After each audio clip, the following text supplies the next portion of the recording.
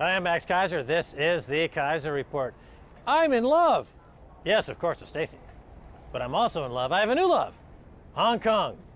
This place frickin' rocks. Stacy. Max, yes, we're in Hong Kong. Keiser Report in Hong Kong.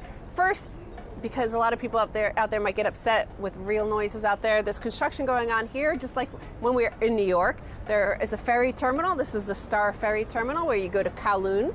There's the International Financial Center, so you may see some live bankers jump out. Oh no, that's only in New York, That's right? only in London and New York. Here, they're just sipping tea and watching this Hong Kong economy explode in value. And there is a helicopter pad right over there where all of the big whales from Macau fly out there, go spend some money, and then they fly back. And you know, sometimes Fantastic. they might jump out of their helicopter because those people lose Couple money. of unlucky rolls of the dice. The number 8 is very damn. But you know, I want to talk about harmony with cash and money flow, where of course Taoism or Taoism is one of the religions of China. And that's all about flow and harmony. Well, when we arrived, of course, the headline was that there was $2.6 million of cash dumped out on the road right 1 block from our hotel. It was not Max's suitcase, though, believe it or not. And at the same time, William Bonsai 7, he took us to a temple in which we threw some money.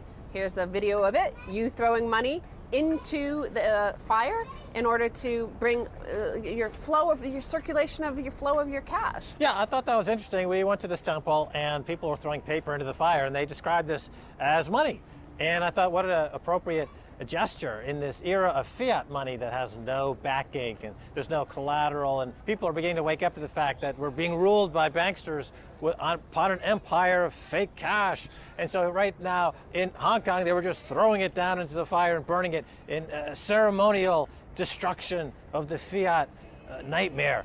So it's quite beautiful. But it also keeps it moving. It keeps the energy transformed from just a solid piece of this sort of paper, money, and stuffing it in your pocket and holding it and not letting it go.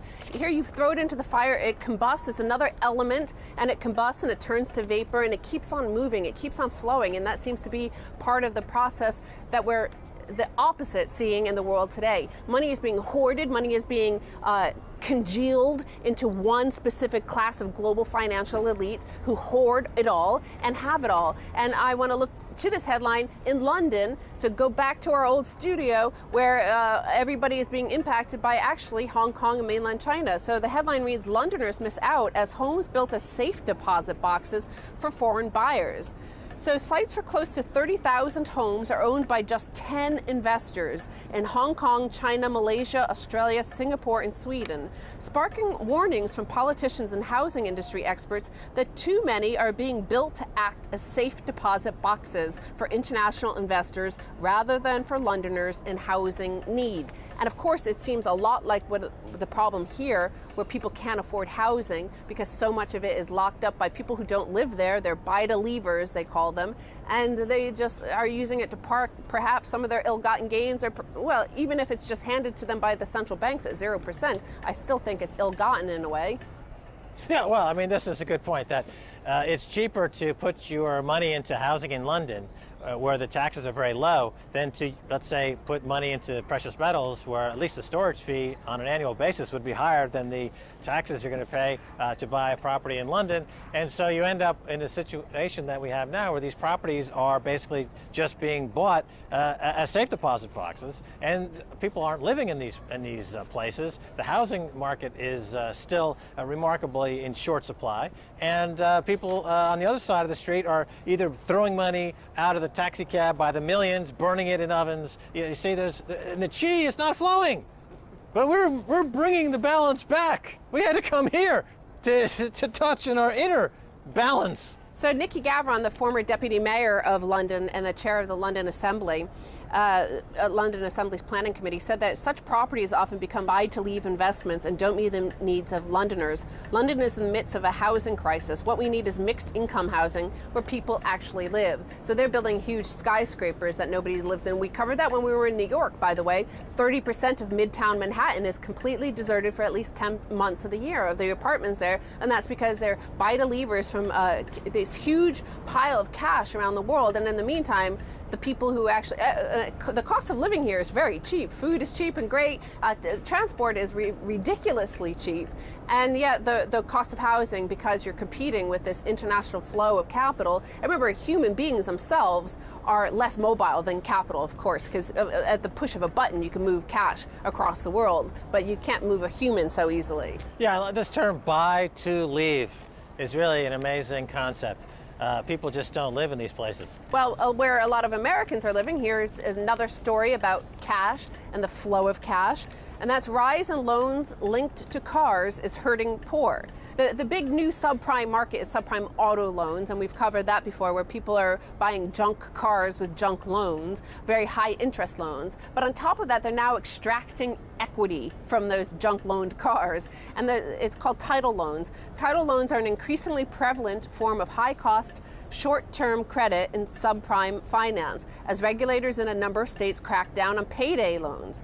For many borrowers, title loans, also sometimes known as motor vehicle equity lines of credit or title pawns, are having ruinous financial consequences, causing owners to lose their vehicles and plunging them further into debt. So more than 1.1 million households in America presently have these title loans on their cars, these title pawns. You know, you have to think of these a plague of locusts, banksters. First they chewed up the subprime market and they destroyed it, and there was a collapse. Now they're going through the auto loan business. They're securitizing them. They come up with a fancy name. They sell them into pension accounts. And this will end exactly the same way, with a huge unwinding or collapse in this particular market. And those people that are using their cars to extract wealth to go buy a ham and cheese sandwich are going to find themselves not only without a sandwich, but without a car. Well, maybe they're buying ham and cheese sandwiches on their vacation, but there is apparently an ad on the U.S. television saying extract equity from your car to go on vacation, to go on holiday. So people are, it's not, this is the problem with what we're saying about all this cash. It's not even flowing to productive areas. It's not even causing any sort of harmony, any sort of growth of the economy or the society. Here's one of these There's a helicopter of cash coming. It's Janet Yellen has arrived. And she's about to drop a few trillion dollars here to try to, but it's not needed. Go away, Janet. Fly back to Washington. Go away. But this is, well, Janet Yellen is serving the financial sector. Just like we have the IFC behind us, we have the IFC is the entirety of the income of the economy in America. And here, this sector of the subprime auto loans is attracting private equity. And they say that the high interest rates on the loans have enticed an influx of Wall Street money. Private equity firms are investing in lenders, and some big banks are ramping up their auto lending to people with blemished credit. Propelling this lending spree are the cars themselves and their centrality in people's lives. People in America don't have infrastructure, obviously, so they need a car. And this is why the private equity is going in there, because they know these people are so desperate that they'll make whatever payments there are on this car. You know, in the old days, when you went to the bank to open an account, they'd give you a free toaster. Now, these days, they want you to collateralize your own toaster to get $1 million loan, to collateralize your car loan, to take it over to the ham and cheese sandwich shop, to use that as collateral to get the mustard. So it's a big daisy chain of debt tied to collateral that's backed by more debt, ultimately going back to the toaster. So all those toasters that they gave away for all those years are now being dug out of the landfills and used to collateralize much of the American economy. Well, the loans have an interest rate of between 80 and 500%. And the article calls them, basically these loans are serving as an annuity for Wall Street. Yes, that's what Wall Street needs, another annuity. That's what they need, all right. They've sold everything else. It's all for sale. And now they're going to drill down. I tell you, there's going to be a big trend in 2015 of babies aborting themselves to avoid prenatal bankruptcy. Yes, we've talked about that before. But on this subject of the cash flow of money, so let's talk finally about Japan, where they've had the QE, the quantitative easing, for about 30 years now, and it hasn't worked. And they're at the end game here with Abenomics, as it's called. Now, 94% of the foreign direct investment has disappeared into their stock market in the past year. Even though they're hitting new highs, of course, it's obviously the quantitative easing going on, and the government and the Japanese central bank buying these shares, because the outside investors are pulling out because they're apparently afraid of Abenomics not working. Japan's savings rate turns negative in challenge for Abe. Japanese drew down savings for the first time on record, while wages adjusted for inflation dropped the most in almost 5 years, highlighting challenges for Prime Minister Shinzo Abe as he tries to revive the world's third largest economy. So the savings rate is now negative 1.3%. This is amazing. You know, I remember when I was working on Wall Street, the legendary Mrs. Watanabe, the Japanese housewife, was legendary for having an after-tax savings rate of 30%. And to hear now, at this stage, that savings rate in Japan have gone negative is really a complete collapse. And I think the magnitude of this is going to factor hugely in the next 6 months. Well, also, one of the excuses people always say for the government has, you know, everybody knows 300% debt to GDP, the government. But they say, well, it doesn't matter because the Japanese savings rate is so high and they just use the Japanese savings, and so it's self-financing. It's not from foreign owners of the debt. So there's not going to be a currency crisis. There's not going to be a crisis. Well, this is the beginning now. For the first time since 1955, their savings rate is negative. So that means that the government is going to have to go to the bond market to finance its debt.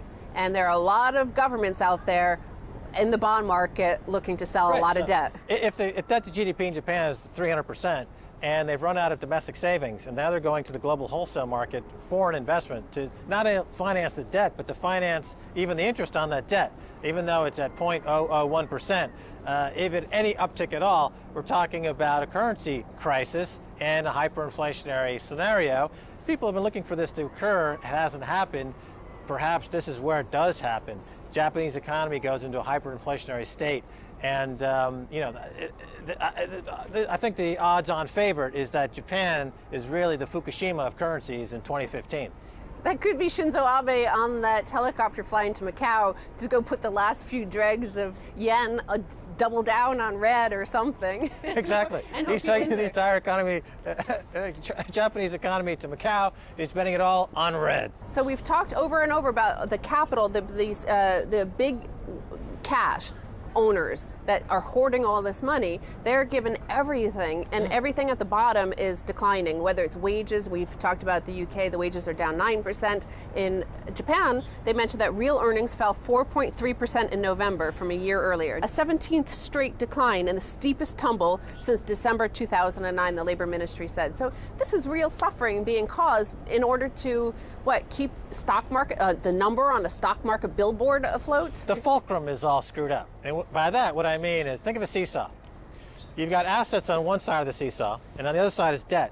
The more debt that's weighed down on this side of the seesaw, the higher the value of the assets on the other side.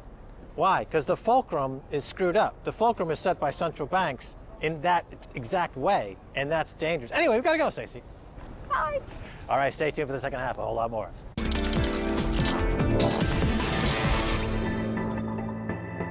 Welcome back to the Keiser Report. I'm Max Keiser. Time now to turn to Ken Lowe of the ANX Exchange. Ken, welcome to the Keiser Report. Thank you very much for having us here, Max. I'm really excited to be here today.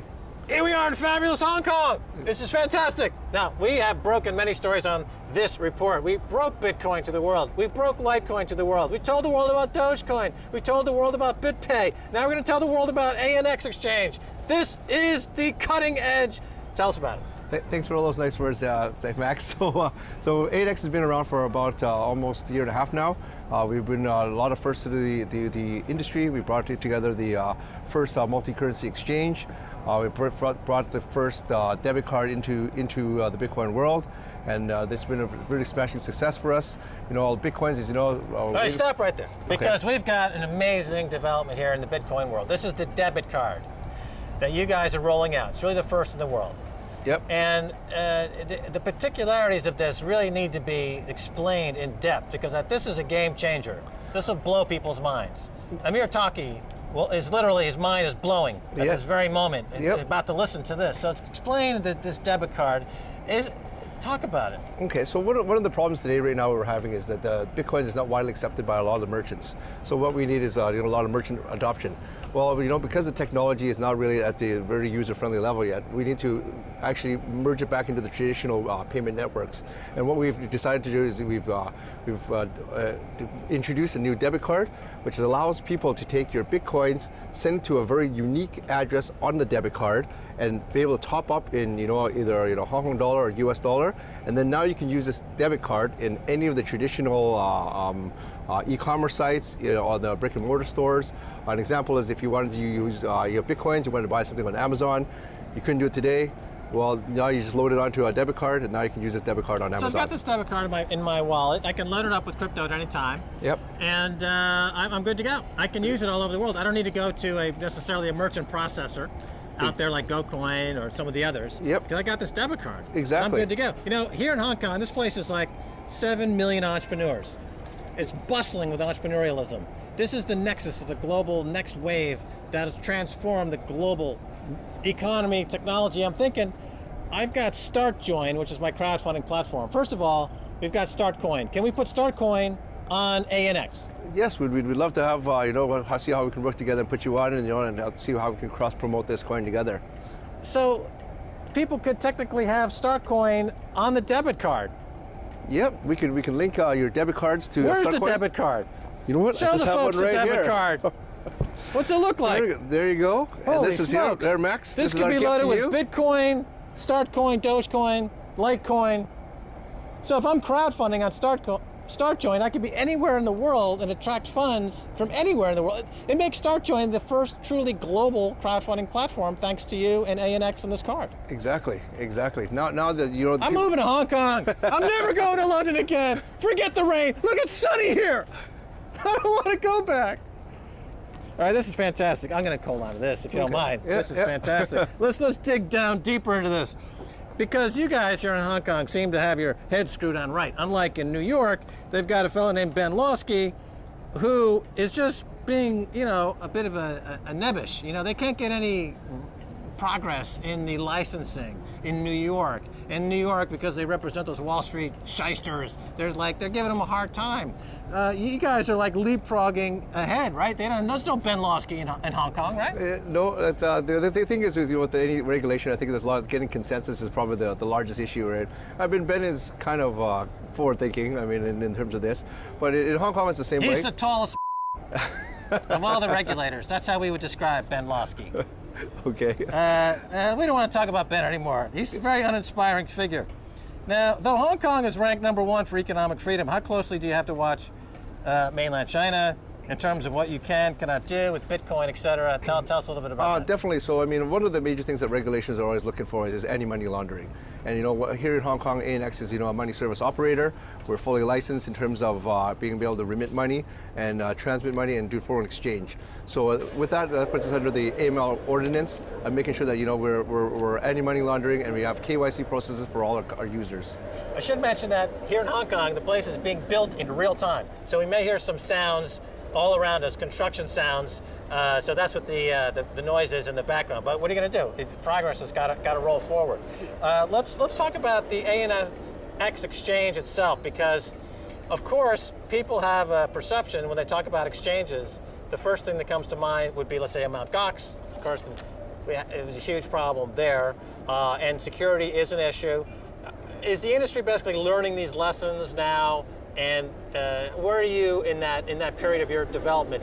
Are you kind of going ahead with that? Are these types of things behind us, I guess is my question. Yeah, so with Mt. Gox and all these other crypto exchanges, we can't really speak for what the failures were, but for us, ANX came when we created the company with our founding team, Hugh Madden, Dave Chapman, our CTO and our COO, respectively. We really had a long-term vision for it, and that's why when we first started off, with a license for an MSO, making sure that we've done the KYC policies, making sure that the regulators are happy with us. These are one of the key things to keep a long-term business going forward. And after that, we put a lot of security processes in place. We've also a lot of consumer-facing products, like ANX Vault, our mobile app. And we've just recently acquired JustCoin a couple of months back. It really shows that we're a company that's going to be here for the long term. Yeah, the wheels are spinning here. What if I do a deal on StartJoin where people put $100 worth of StartCoin on your exchange? You send them a card, a debit card. Yeah, so that's no fees. That's exactly something I was going to propose to you. I think it's a very good idea. So someone that StartJoin deposits money with us, we'll give you a free debit card from us. No fees. No fees. And actually, the only time the fee structure is on your debit card to hold money, to transfer money. Actually, there's no fees. When you go to extract some cash, at any place all over the world, you can extract cash using your debit card. Yep. There are ATM fees, but those are interbank fees that we have to pay with any payment network, and it's out of our control, unfortunately. What kind of volume is the exchange doing? We used to be doing about $2 million US a day turnover, so I mean, it goes go on and off depending. Christmas is a little bit slow right now. And how's that growing? Right now, Bitcoin is actually, it's not really growing, to tell you the truth. We're actually focusing more on key accounts right now. And what we're seeing is the retail market has actually slowed down a lot, but we're seeing a lot of institutional, private buyers that's actually generating a ginormous part of the volume, which is actually not on the exchange. Okay, let's talk about Bitcoin itself for a second, because obviously it had a huge year. 2 years ago, pulled back. It's down in the high 200s, low 300 level. Yep. People do look at the price. It seems to me that given the amount of currency uncertainty around the world, is this one of the primary drivers of adoption for Bitcoin would be currency chaos, let's call it, and currency uncertainty, and people looking for something that is outside the reach of governments that might be panicking and looking to bail in cash and do these other types of things? Actually, what the price drop has actually done a lot of good things for Bitcoin. It's actually stabilized the price a lot. You know, as it's been on a decline a bit, but I mean, it's relatively stable based off of last year where it was just up and down, and people don't like up and down. And for it to be widely adopted, really need a more stable pricing. And Xbox and Microsoft just recently announced that they're accepting it. We had, you know, Expedia a couple of months back they accepted, and you know, Dell and all these other consumer-facing brands. I mean, these are, you know, big businesses. That deal with Microsoft seems awfully huge. Yeah, it definitely is huge. I mean, why would they dick around with monopoly money? People call this monopoly money. Why would Microsoft do it? I mean, there has to be a certain demand. There has to be a certain level of security, or that they believe in this, that they would be able to support it. How about here in Hong Kong? Obviously, in a country like this, which it seems to me just wall-to-wall entrepreneurs. Yeah. The idea of being able to do transactions with zero fees would appeal from everyone, from the taxi driver up to the #1 tycoon. You know, everyone loves a deal, right? I mean, the transaction costs are zero. I mean, shouldn't it be on the front page of the China Daily every single day? Bitcoin changing Hong Kong completely? It's even more competitive than it ever was? The unfortunate thing about Hong Kong is Hong Kong's got an octopus card, which is already making it very, very convenient. So, I mean, they've already got something that's more convenient than a lot of things in the rest of the world. So for Bitcoin to displace something that's already really up, it's going to take a little bit of time. But I mean, I see that even Octopus or whatever a payment method that people are using in Hong Kong is going to be using Bitcoin in the future. All right, so that's what, when I see that sign Octopus, that's what that refers to. Yes, Octopus. It's a smart card, it's a debit card, and the people top it up. You know, they do it on the 7-Elevens, they do it at the MTR stations. It's just very, very convenient. Just to change gears slightly, you know, the business environment in Hong Kong seems pretty robust. I didn't even know that this is the second biggest place in the world for IPOs. Yeah, has been. Very. And looking at now, I guess Shanghai wants to cut into that business as such. Definitely. And the big difference, the big argument seems to be about minority control, minority shareholder control. In other words, in the example of Facebook or some of these other companies, a minority of shareholders has voting control. In Hong Kong, that doesn't work, but in Shanghai, they're letting that fly. Okay. To try to get more business. Yeah. Do you think there's going to be some looking again at some of the rules and regs here in Hong Kong to grab some? Because Jack Ma, of course, he took Alibaba over to the New York Stock Exchange. Exactly. How much of a disappointment was that? He didn't do it in Hong Kong. Because you know, obviously the U.S. has to be much more competitive than the way they are now to attract something like Jack Ma to go there. But you know, Hong Kong has been traditionally a very financially stable place. People have done business here for many years. You know, we've got a lot of multi-corporate, a lot of banks from international banks here, and you know, Shanghai's just building up today. So you know, with an IPO, what would you want? You want something, you know, tried and true, or you want to take a risk on the Shanghai? So I mean, as Shanghai's building up, I'm sure they're going to get more and more business. But right now, Hong Kong is the place to be because of all the banks, because of the infrastructure, because of all the talent and all the, you know, the internationalism of here. It's really a good place to be. What's the head count now at ANX? Head count was about 22 people right now. All right. So the volume sounds pretty impressive. So you guys are on track, possibly yourself, to do an IPO. Oh yeah, we hope to be. We hope to be sometime in the future. So that'd be the goal. And maybe it could be Startcoin. Well, I think Startcoin is going to take you over the top. Yeah. I mean, I think once you realize that ANX with a Startcoin, they're going to see it in a whole new light. Okay. I know they're going to see Startcoin in a whole new light. That's without a doubt. I mean, we're trying to do $1 million project on Startcoin with your card, so that essentially the global crowdfunding market becomes 3-horse race. There's 2 other guys in the U.S. Yep. Plus Startcoin. Yep. You think we can do it? Oh, definitely. With you pushing it around, you and your leadership, if anybody can do it, Max can do it. I like that. I'm definitely not moving back to London. This is too good here. I know Stacy loves it here. It's sunny here. Yeah. Where's a good place to move if we were looking at a neighborhood? What area of town should we move to? I would probably pick central mid-levels. All right. That's kind of Right in the central of downtown, a little bit off downtown, and it's got good infrastructure, and it's just got a good residential area. it's got it all. It's got it all, exactly. The one thing I missed though is in the old days, the jets used to land right in the center of town. Oh no, they moved that way to They the moved island it. now. They moved that way to the island. So So now they've got a fantastic hotel, which I had like 50 cups of coffee there this morning. I'm going to go back. Anyway, I digress. Ken Lowe of ANX Exchange, thanks so much for being on the Keiser Report. Okay, thanks everybody, Max. All right. Hey, cheers.